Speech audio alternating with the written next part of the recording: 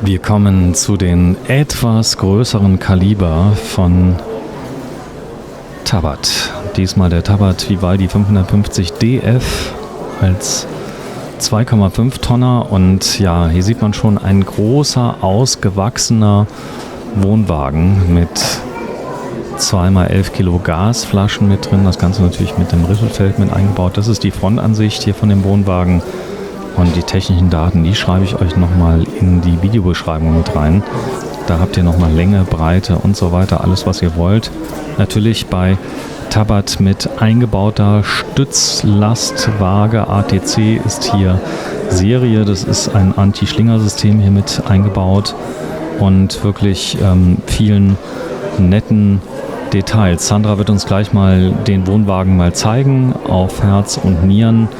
Ein großer Aufbau hier mit eingebaut und große Aufbautür an der Seite. Die XL Aufbautür hier mit drin.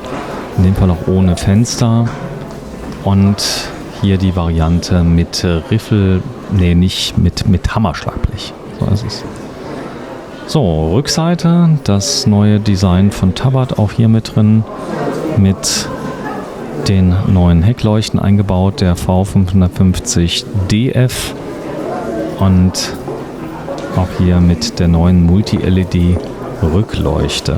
Das Ganze hier innen mit Glattblechausführung. Oben das Dach ist Glasfaser, verstärkter Kunststoff und das komplette Dach ist nochmal unterlüftet.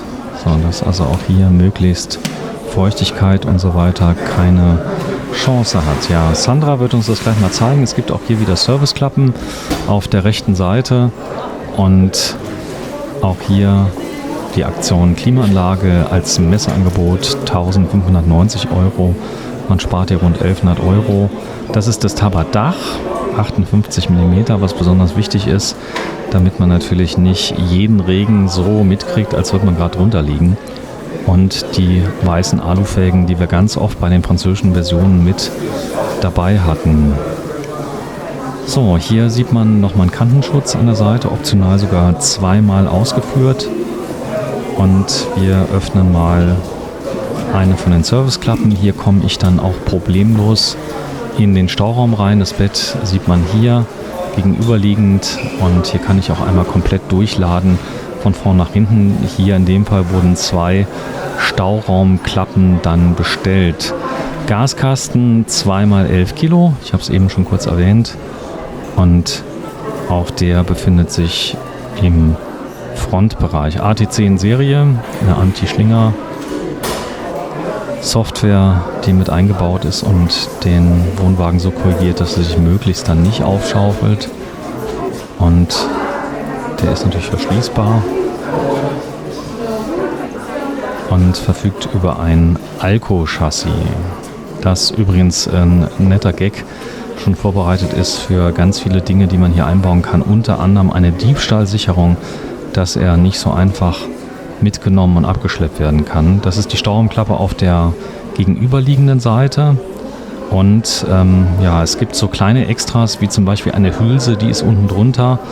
Oder ein Stützrad mit Radlastanzeige, also eine Waage, die vorne drin ist.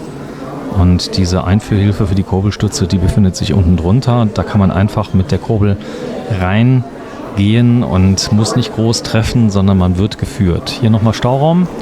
Das gucken wir uns aber gleich mal von innen an, wie das Ganze aussieht. Und da ist er, unser Tabat, zusammen mit Sandra.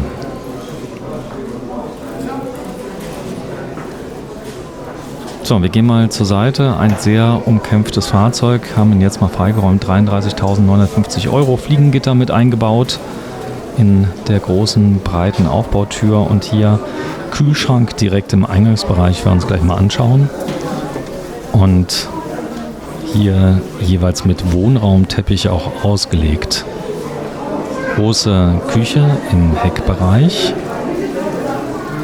Und das ist natürlich sehr, sehr einladend, denn dieser Grundriss hat ein Heckbad und eine Heckküche mit eingebaut. Große Schränke oben drüber, sodass man also viel Platz hat zum Wohnen und zum Schlafen auf den anderen Bereichen. Das kommen aber gleich nochmal dazu. 3-Flammen-Kochfeld mit Piezo-Zündung, große Arbeitsplatte in Marmoroptik, also in eine Art Natursteinoptik mit drin.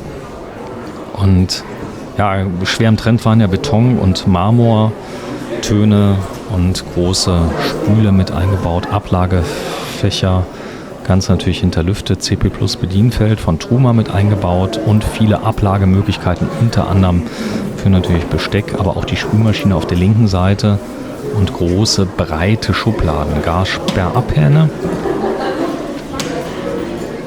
zum Absperren des Gases und hier unten dann jeweils eingeteilte Schubladen mit drin, aber trendmäßig breite Schubladen mit eingebaut und auch hier nochmal viele Schränke. Apotheker, da wäre ich jetzt nicht drauf gekommen, dass er da nochmal ist, aber hat er wirklich jeden Zentimeter genutzt und oben drüber, ja, das wäre mein Platz für die Kaffeemaschine.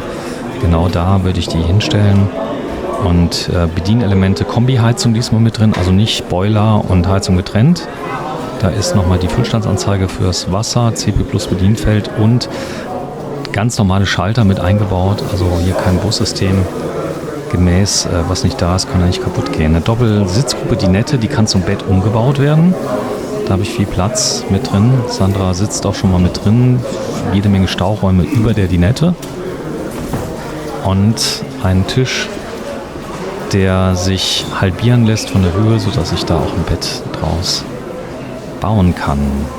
Ja, so sieht eine typische Einteilung aus. Überall Rausfallschutz mit drin. Lampen im Tabat-Design mit Rautenmuster eingebaut und einer Richtwirkung fürs Licht, sodass ich die auch als Leselampen verwenden kann. Die können also beides, indirektes Licht und direktes Licht. Und Schränke natürlich hinterlüftet. Großes Heki in der Mitte, also ein Hebekippfenster zum Kurbeln hier mit eingebaut. Und einige schöne Extras nochmal drin, wie zum Beispiel 3 Scharniere in der Ausführung. Das ist bei Tabat ja schon fast Standard. Also muss man gar nicht so groß erwähnen, aber Verarbeitung ist natürlich bei der Traditionsmarke Tabat top. Wir haben übrigens ein Video gemacht und haben die ganze Fertigung gezeigt in einem einzigen Video. Hier in dem Fall Stoff verbaut und hier nochmal diese Natursteinoptik in Grau mit drin. Mikrowelle mit eingebaut und eine Holzschiebetür, das werdet ihr gleich sehen, statt einem ganz normalen Vorhang, der hier mit drin ist, und jede Menge Schränke auch nochmal, sodass ich wirklich viel mitnehmen kann. Unter anderem auch hängende Kleidung, T-Shirts, auch mal ein Hemd kann ich mitnehmen oder eine Bluse. Hier nochmal ein Apotheker auf der Seite. Und das wäre jetzt die Vorbereitung für den Fernseher, den man dann ausziehen kann und in beiden Seiten benutzen kann.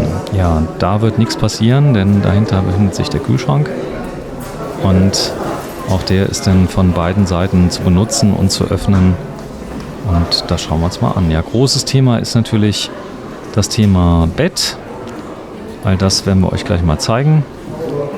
Da ist nochmal der Kühlschrank zu sehen, hier in dem Bereich. Auch der lässt sich von beiden Seiten öffnen, also einmal von draußen und einmal direkt von drinnen. Das Ganze steht als AES-Kühlschrank auch auf Gas, sodass also hier der Stromverbrauch extrem gering ist. Und ich komme also mit ein paar Gasflaschen, einer kleinen Solaranlage, habe ich schnell eine Autarkie erreicht, die man mit reinen Elektrofahrzeugen natürlich nicht erreichen kann. Also diesen Kühlschrank kann ich auch mit Gas betreiben. So, da ist noch ein Fach drunter, klein aber fein. Direkt darunter zum Verstauen von kleinen Utensilien direkt im Eingangsbereich. Die nette linke Seite haben wir euch eben schon gezeigt. Hier ist nochmal großer Kleiderschrank mit, was gesagt, Kleiderschrank, Dusche. Bin ich selber überrascht. Ist eben schon anmoderiert. Neben der Küche, rechts neben der Küche die Dusche, war jetzt ein bisschen durcheinander. Und auch die lässt sich komplett nochmal abgrenzen, sodass durch die eingebaute Dusche natürlich hier das drin nicht feucht wird. Viel Beinfreiheit auf der Toilette, eine große Toilette hier mit eingebaut und jede Menge Schränke über der Toilette und unterm Waschbecken und. Also, diesmal eine Version mit Dusche, diesmal ein Kippfenster oben mit eingebaut und das ist nochmal der Blick auf das Bett. Sandra hat schon mal Platz genommen und wir haben ein Queensbett hier eingebaut mit einer festen Tür, also hier keine Lamelle, sondern einer wirklich kompletten festen Tür. Das wird auch schon mal verlangt, ist natürlich jetzt nicht so geräuschdämmend, wie man das kennt von normalen Haustüren zu Hause, aber es ist nochmal ein etwas anderes Feeling wie ein reiner Stoffvorhang, der geöffnet oder geschlossen wird. Das Queensbett hat natürlich den Vorteil, ich habe 2 Kleiderschränke, linke und rechte Seite, jeweils einen Kleiderschrank mit dabei und habe einen Einstiegskomfort wie zu Hause. Bedeutet also, ich kann einfach den Popo fallen lassen und mich rückwärts aufs Bett begeben, muss also nicht groß irgendwo drüber klettern.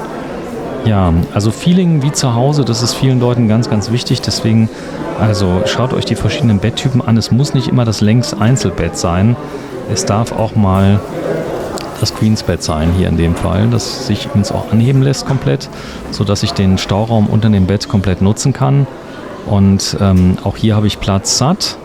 Sandra, wenn du es in der Mitte anhebst, ja, dann geht es viel einfacher.